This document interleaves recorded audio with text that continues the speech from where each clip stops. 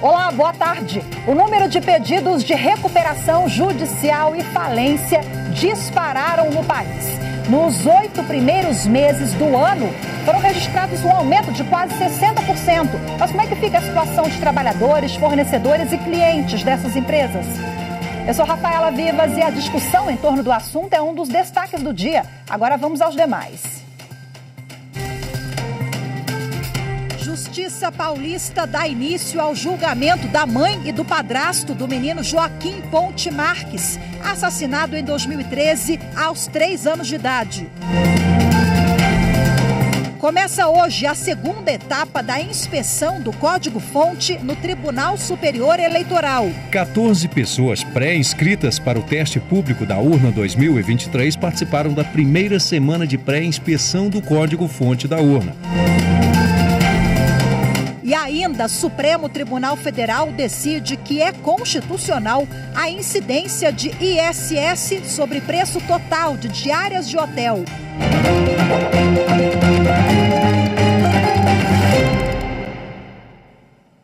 O Supremo Tribunal Federal confirmou a constitucionalidade da cobrança de ISS, Imposto sobre Serviços, sobre o preço total das diárias pagas em hospedagem. Os ministros julgaram uma ação da Associação Brasileira de Indústria de Hotéis.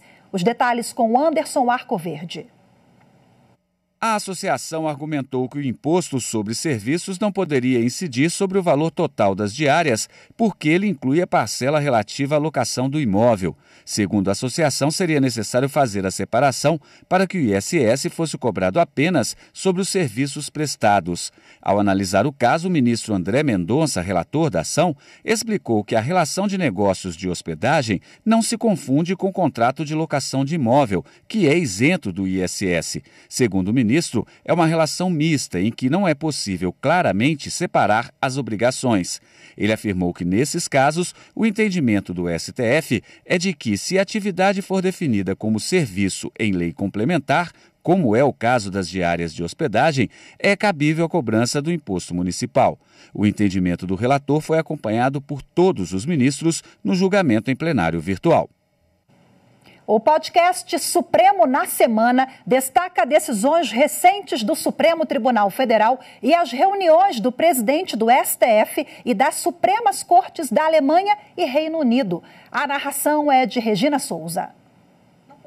Na edição desta semana, um dos destaques é a agenda internacional do presidente do STF, ministro Luiz Roberto Barroso, que esteve reunido com os presidentes das Supremas Cortes da Alemanha e Reino Unido.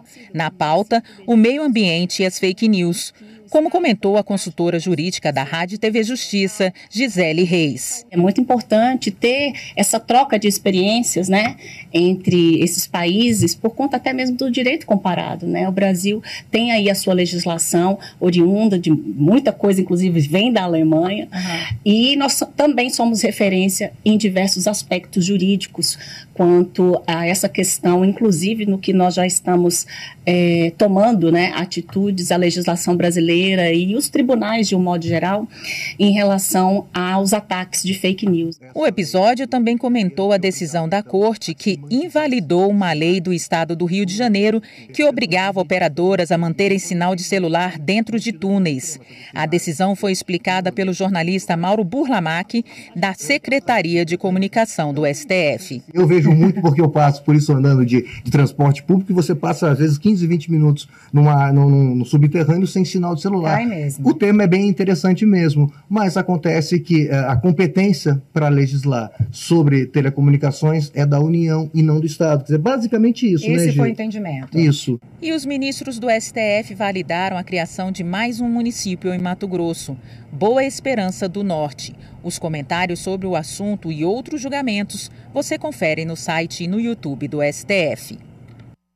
O Supremo Tribunal Federal vai discutir se trabalhadora deve pagar contribuição previdenciária sobre o salário maternidade recebido por ela.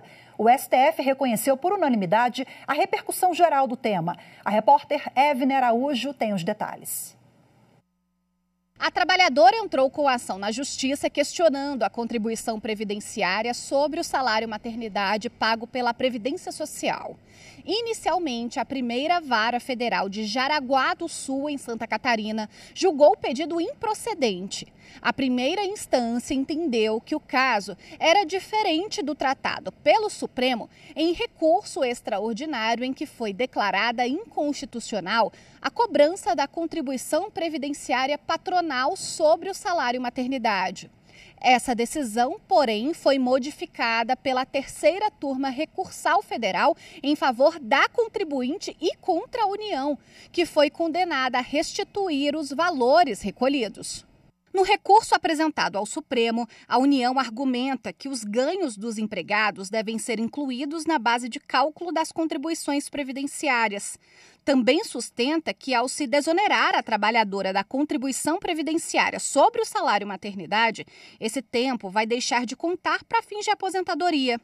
Ao se manifestar pela repercussão geral, a relatora, ministra aposentada Rosa Weber, considerou que o caso tem acentuado a repercussão jurídica, social e econômica e lembrou que há pelo menos 83 processos no Supremo sobre o tema.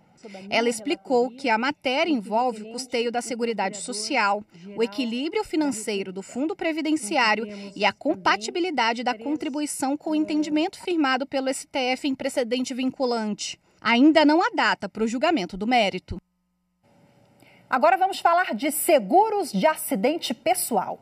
O Superior Tribunal de Justiça decidiu que é desnecessária a discussão sobre suposto agravamento do risco pelo segurado quando se trata desse tipo de seguro. Os detalhes com a repórter Marina Campos. Assim como o seguro de vida, o colegiado entendeu que, na hipótese de seguro de acidentes pessoais, a discussão acerca do suposto agravamento do risco do sinistro pelo segurado é desnecessária, devendo-se conceder a indenização quando evidenciado o sinistro não natural, o nexo de causalidade e o óbito do segurado. Com esse entendimento, os ministros da terceira turma reformaram o acórdão do Tribunal de Justiça de Santa Catarina para conceder o seguro aos pais de um condutor que faleceu em um acidente de moto. A negativa de cobertura havia se baseado no fato de o segurado ter perdido o controle da direção e invadido a contramão em alta velocidade, colidindo frontalmente com outro veículo. De acordo com a relatora, ministra Nancy Andrighi, na segunda sessão do STJ, consolidou-se a orientação mais benéfica ao consumidor, no sentido de afastar o pagamento da apólice do seguro de vida, tão somente quando ocorrer suicídio dentro dos 2 primeiros anos do contrato.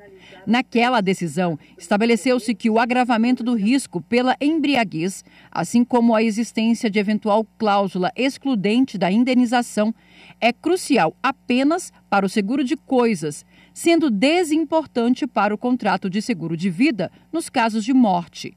A ministra observou ainda que, ao se considerar o seguro de acidentes pessoais correspondente ao seguro de pessoas e não de danos, é indevido averiguar o agravamento intencional do risco por parte do segurado. A segunda sessão do Superior Tribunal de Justiça fixou teses sobre a obrigação de plano de saúde custear cirurgia plástica após bariátrica. Os detalhes com a repórter Kátia Gomes. Ao analisar o tema 1069 dos recursos repetitivos, os ministros fixaram as duas teses. Na primeira, o colegiado definiu que é de cobertura obrigatória pelos planos de saúde a cirurgia plástica de caráter reparador ou funcional indicada pelo médico assistente em paciente pós-cirurgia bariátrica, visto ser parte decorrente do tratamento da obesidade mórbida. A segunda tese estabelece que, havendo dúvidas justificadas e razoáveis quanto ao caráter eminentemente estético da cirurgia plástica indicada ao paciente pós-cirurgia bariátrica, a operadora de plano de saúde pode se utilizar do procedimento da junta médica formada para dirimir a divergência técnico-assistencial, desde que arque com os honorários dos respectivos profissionais e sem prejuízo do exercício do direito de ação pelo beneficiário, em caso de parecer desfavorável à indicação clínica do médico assistente, a qual não se vincula ao julgador. O relator ministro Ricardo Vilas Boas Cueva destacou que as operadoras devem custear as cirurgias plásticas pós-bariátrica, a exemplo da retirada de excesso de pele, uma vez que, em algumas situações, a plástica não se limita a rejuvenescer ou aperfeiçoar a beleza corporal, mas se destina primordialmente a reparar ou a reconstruir parte do corpo humano, ou ainda a prevenir males de saúde. Todavia, segundo o ministro, não é qualquer cirurgia plástica que estará coberta para os pacientes que se submeteram à bariátrica, pois não se pode ampliar indiscriminadamente a cobertura para incluir quaisquer tratamentos complementares, sobretudo se não objetivam a restauração funcional. A Justiça de Ribeirão Preto, em São Paulo, deu início hoje ao julgamento de Guilherme Longo e Natália Ponte, acusados pelo assassinato do menino Joaquim Pontes Marques, de 3 anos, em 2013. Diabética, a criança era filha de Natália e enteada de Guilherme e teria morrido com a aplicação de uma dose excessiva de insulina, substância usada para tratar a doença. O julgamento será presidido pelo juiz José Roberto Bernardi Liberal. O acesso está restrito apenas a testemunhas e a parte dos familiares da vítima e dos réus, devido ao sigilo determinado pela Justiça.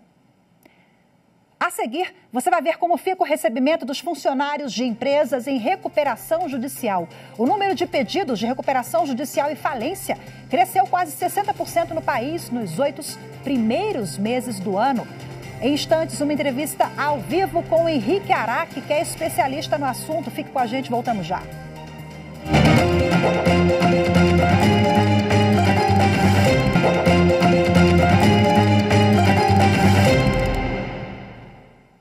De janeiro a agosto deste ano, o número de pedidos de recuperação judicial e falência cresceu quase 60% no país. Acompanhe na reportagem de Carolina Chaves.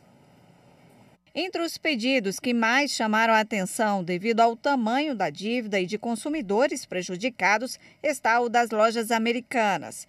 A empresa varejista revelou uma dívida de 43 bilhões de reais.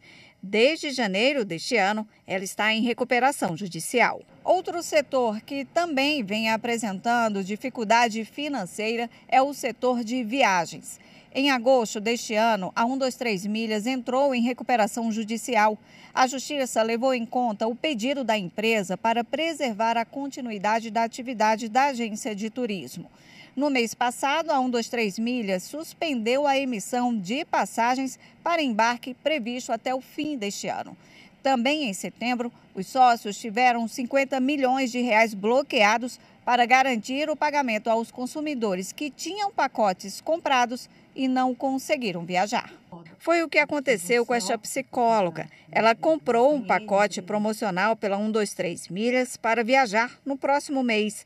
Mas ela foi surpreendida com o cancelamento e teve que desembolsar um valor a mais para comprar nova passagem. Isso me acarretou problemas relacionados a dívidas, né? Eu precisei me endividar para poder comprar essa passagem, para não perder o que eu já tinha comprado, né? E manter a viagem que eu já estava há um ano e pouco esperando acontecer. Bom, e agora, para repercutir o tema, eu recebo aqui no estúdio da TV Justiça o advogado que é especialista em direito empresarial, Henrique Araque. Boa tarde, seja muito bem-vindo. Muito obrigada pela presença aqui. Imagina, pessoalmente. O prazer é todo meu, estou sempre à disposição aqui da TV Justiça. Que bom, muito grata. Bom, eu queria que você explicasse para a gente qual é a diferença entre recuperação judicial e falência. Pois bem, a recuperação judicial é um processo, vamos dizer assim, de negociação coletiva. Então, o devedor, né, que está em dificuldade financeira, ele busca os seus credores individualmente, normalmente. E, às vezes, ele não tem aquela força ou aquela possibilidade de negociar diante daquela situação. Então, quando ele pede a recuperação judicial, ele está, na verdade, usando do poder judiciário, no bom sentido, para convidar os credores que quiserem para sentar numa mesa e forçar a negociação. Por que eu digo forçar? Porque o fato do credor não participar da da negociação não significa que ele não vai ser afetado por ela. Ele simplesmente não vai poder participar da negociação.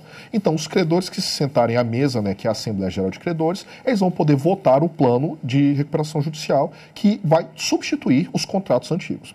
Já a falência é uma coisa completamente diferente. É uma situação onde a empresa não tem mais viabilidade econômica, seja porque o empresário não quer mais continuar a atividade, seja porque de fato ela não tem mais viabilidade, e o que a gente vai fazer é fazer um processo de quebra controlado.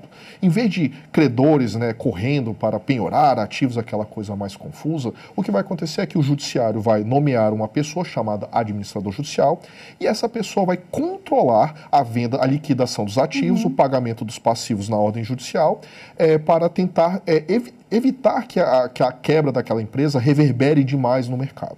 Agora, na recuperação judicial, o sujeito precisa bater a porta do Poder Judiciário e o Judiciário vai avaliar se aquilo é cabível ou não, né? Quais são os critérios, em linhas gerais, que são levados em conta? Tá, isso é até bastante importante que a gente coloque pelo seguinte, que as pessoas têm uma visão muito equivocada da recuperação judicial, né? De como se fosse um processo antagônico. E não é. Como eu falei, na verdade você só vai pedir ao Poder Judiciário para que ele possa me ajudar a organizar uma mesa redonda coletiva para negociação daquilo ali. E como é uma benesse que a legislação permite para o empresário, ela tem alguns critérios. Então você tem que ter, no mínimo, 2 anos de atividade regular, então não é abrir agora. Você, por exemplo, não pode ter cometido nenhum crime falimentar, nem nada com relação a isso, não pode ter pedido recuperação judicial nos últimos 5 anos. Para isso também não virar, vamos dizer assim, um modelo de negócio. Então, o tempo todo que você tem uma dificuldade, você vai lá e pede recuperação judicial. Eu gosto de falar que a recuperação judicial é como se fosse uma quimioterapia, tá? Ela é um procedimento grave, é um procedimento complexo, é um procedimento que causa problemas, vamos dizer assim, tanto para o devedor que fica com a sua imagem de crédito abalada, como para os credores, que vão ter que sofrer muitas vezes um deságio muito grande. Então, assim, é um procedimento de negociação coletiva, tem os seus critérios legais, e o que o judiciário vai fazer é verificar se esses critérios objetivos são atingidos. O judiciário não vai julgar se aquela empresa é merecedora de se recuperar. Quem faz esse julgamento são os credores. Então, assim, quem julga se aquela empresa ainda pode se recuperar, se ela ainda tem condições de continuar no mercado, não é o judiciário, não é um perito. São os próprios credores que vão avaliar o plano e decidir se eles concordam ou não com o que está acontecendo ali. Agora, como é que fica a situação dos credores, dos acionistas, por exemplo, e dos consumidores, né? O consumidor já fica ali com o pé atrás. Será que vai dar certo, né? E funcionários, eu falei consumidores, mas trabalhadores, né? Também estão ali no topo do ranking dos mais preocupados, né? Sim, é porque você citou duas categorias de pessoas que são, né, consideradas hipossuficientes pelo direito, que é justamente os consumidores e os trabalhadores, que diferentemente de um fornecedor que está acostumado com aquela regra de mercado, que inclusive muitas vezes tem, né, poder de barganha para poder negociar diretamente com o empresário. O empregado e o consumidor muitas vezes não têm essa condição. Então, por isso, justamente, que você tem até ordenamento jurídico, micro-ordenamento jurídico específicos para eles, né? CLT e Código de Defesa do Consumidor.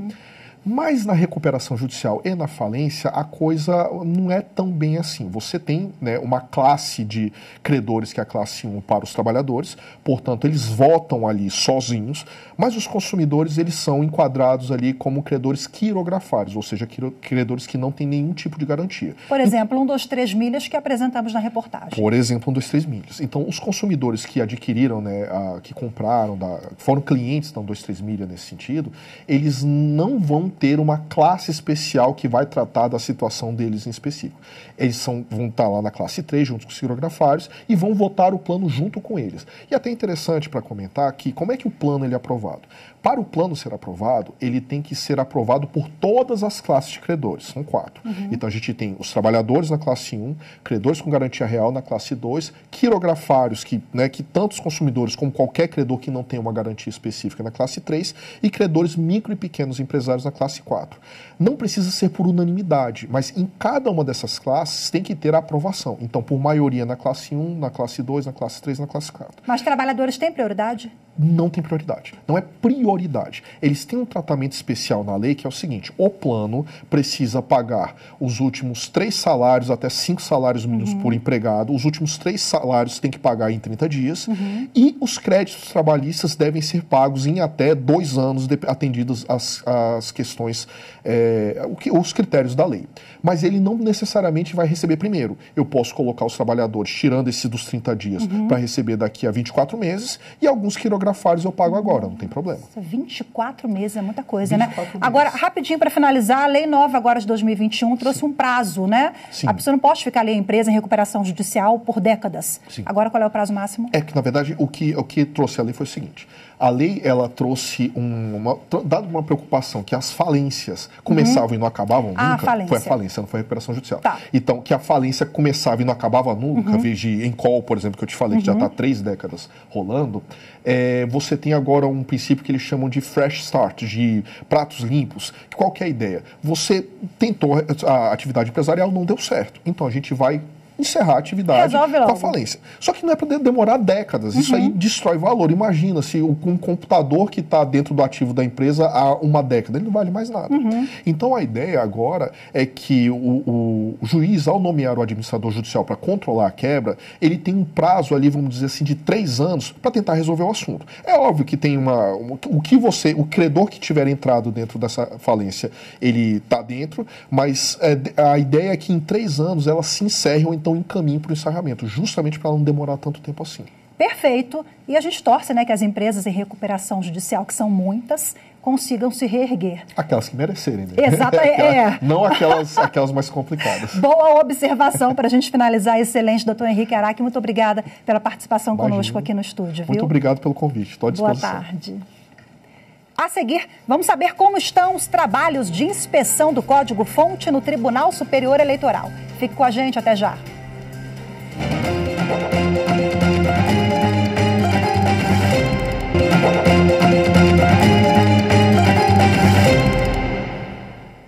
Começa hoje a segunda etapa de inspeção do código-fonte das urnas eletrônicas no Tribunal Superior Eleitoral. Na primeira semana, 14 participantes analisaram a programação e conheceram os componentes físicos do equipamento. A reportagem é de Rimac Souto. 14 pessoas pré-inscritas para o teste público da urna 2023 participaram da primeira semana de pré-inspeção do código-fonte da urna. Os investigadores puderam analisar o conjunto de comandos para o funcionamento da urna. Estão tendo acesso ao código-fonte integral do sistema, né? Em particular do sistema da urna.